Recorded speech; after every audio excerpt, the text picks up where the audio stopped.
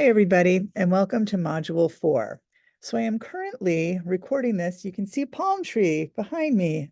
I'm in Arizona, taking care of my parents. So I'm very, very sorry for the lack of grading that's happened. I couldn't make this video until I at least graded one thing for everybody. I'm slowly working my way through. It'll happen. We'll all get there. But what I'm seeing right now, it looks like everybody's doing great, so don't worry about it, but you will be getting your feedback. Right now, I am, looking at depth and at the discussion and the blog. Eventually, those two will sort of fade in the background as far as response from me, because you're getting response from one another. Well, and the blog is just for you. As more, there are more actual assignments that are due, as opposed to just, sort of your conversation and your recollections. Speaking of assignments, welcome to Module 4. So this one is the first week, I think. Oh no, you've got your list of apps and stuff in week 3.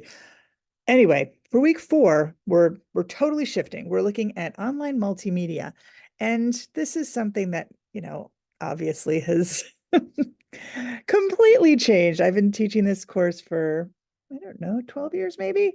And this is the one that I'm constantly having to be like, oh my God, it's all so different. And yet, the more things change, the more they stay the same. There are a couple of things here that I do want you to look at that are, gosh, from 2013, and they're fun. So there's, dear God, some of you might be too young, but you must remember Buffy the Vampire Slayer. It's greatest library lore ever.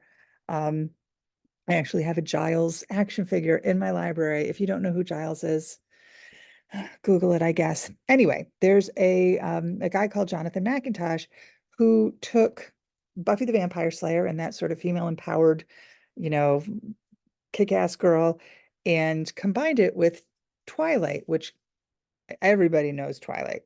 Hopefully, dear. Anyway, which was less female empowerment, and he combined the two. It's very clever. It's very funny. There's an article about it, but then Lionsgate, the film company who created, I believe it was Twilight, said, "No, you can't do this. This is not okay. What you're doing." And then there's a whole big thing about it. Is this violating copyright? Can this mash up culture? And I think we've, in education at least, we've come down on the side of you can do what you want with stuff as long as you're citing it and it's, creating it. Renee Hobbs talks a lot about this.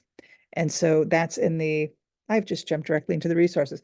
In the resources, you've got her Create to Learn, which talks about this idea of making something new out of media. And that's her jam. I mean, you could just read the whole book and that would feel free. But she talks about that. So that's sort of the major piece of what you're looking at. Then Kelly Jensen has what makes these librarians TikTok. TikTok's huge. I have recused myself from the TikTok world. I have 2 friends who it hasn't been good for them. They've really gotten into the black hole. One is a kid, but one is a grown woman. Sorry, there's planes going on all the time. So those are the things that are outside of the exploration. Put as much time as you want into them. They're good for, conversation fodder, and they're interesting.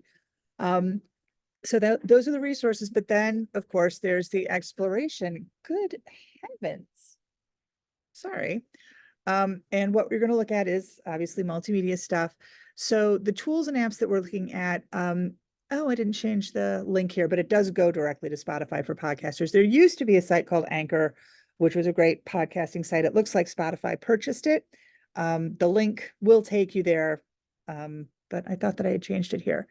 Then Animoto's is really fun. It's a quick and dirty way to make a video with it's going to have a watermark on it unless you pay, but the watermark's not terrible. I've used it a lot for just quick things. It's a good way to get your feet wet if you haven't been making video, and it looks slick. Then Audacity is another, I believe, podcasting source. Pandora just gives you music. Pandora, Apple Music, all those things. I like the algorithm that they use to keep things going. It's worth being aware that those are sometimes things that, might be useful to you. TeacherTube, I feel like it kind of never took off, but it's a version of YouTube that is specifically education oriented. Then Video Ant is really fun. It's from the University of Minnesota, and I have teachers in my district who use it. You put a video up, and then you can annotate it and you can have your students annotate it and you can put in quiz questions. There are other tools that do it, but VideoAnt is free and it's from the University of Minnesota, which is one of my favorite state university systems. How weird is it that I have favorite state university systems that I did not attend or anything? Then Vimeo is another hosting source that people, people like. And then, of course, YouTube. Surely you're familiar with YouTube. There's a lot up there. You're looking at a video that's been up there, updated there right now. All right, then we've got some, if you don't know where you want to look to find things like this, YouTube, you can kind of just look for what you're looking for, and TeacherTube as well. So for finding videos, that's pretty easy. Finding podcasts is more difficult, I think, although is getting easier. So there's a couple of lists. There's 18 educational podcasts to fuel your love of reading and learning, and then there's 13 educator approved podcasts to listen to this year. These would be appropriate with high school, certainly.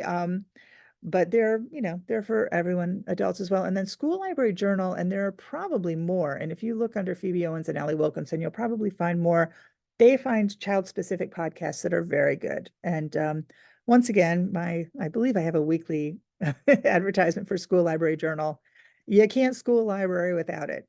It's expensive. Get your district to pay for it if you can. If not, I don't know, sit with a can outside of Stop and Shop. It's worth it. All right, so blah blah, here's what I'm talking, Buffy, blah blah, Renee Hobbs, Tic Tac, YouTube. Okay, there's two parts to your assignment. The first one is the actual assignment that's in the assignment section, and that is where you are going to choose a topic and a grade level. And you don't have to use standards for this, but if you're having a hard time figuring out what to do, the standards are a good place to start. It's always good, anytime you can look around, it's always a good idea to be aware of them. So you don't have to be that specific, but you want to have a specific topic. And then you're going to make a little list of 5 videos and 3 podcasts that could be used to teach the same subject. So these are all, I want you to not just say, oh, this is a good podcast, this is a good thing. I want you to do a deeper dive to see where you you want to be able to search for something. If a teacher comes to you and says, hey, I want to use some podcasts, my kids are looking at, insects, can you find something? And I know for elementary, it's probably a little bit more difficult, but do what you can, get as close as you can. So I said, if you're looking for younger students, you might want to do 2 separate sets because it may be more difficult to find content geared towards early elementary students. That's fine. You can do, 3 videos and 2 podcasts on this one, and then you can do 2 videos and 1 podcast on this one. You can split it up into 2 sections, but I do want there to be an overarching theme for several of these things at once. And then you're going to do an annotation, which I believe is right on the assignment there. So who made this video or podcast? What content does it cover? Why do you think it would be useful? And it's not a huge, it's 3 sentences, but just to make sure that you're looking specifically at where this stuff is coming from.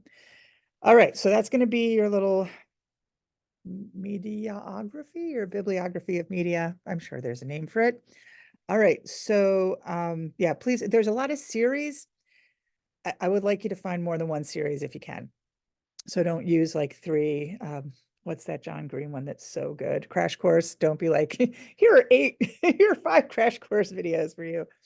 Go further afield. I want you to be looking broadly is the point of this one. Eventually you'll get more specific later. All right. So what else? Oh, and then I want you to create some multimedia. Now you might already have done this. You might have made some multimedia for your school, website, or maybe you have a little instructional thing, whatever. This is not busy work for you. If you already know how to make multimedia, that's great. Just show me that you can do that. And just upload it to your blog or put a link to it on your blog, however you want to promote it. This is going to be on your blog. You won't get blog credit if there's not a piece of multimedia up there. So make sure you do it. And that can be your whole blog. If that's all the time that you have, you can make that the whole thing. Otherwise, work to your comfort level, but I do want to make sure that you know how to make something, and it doesn't have to be spectacular. It's really just the idea of you're creating something and then you're putting it on the format. Okay. I believe that that is all we have for this week. I appreciate your patience with the grading, and I will see you on the discussion boards. Have a good week. Bye.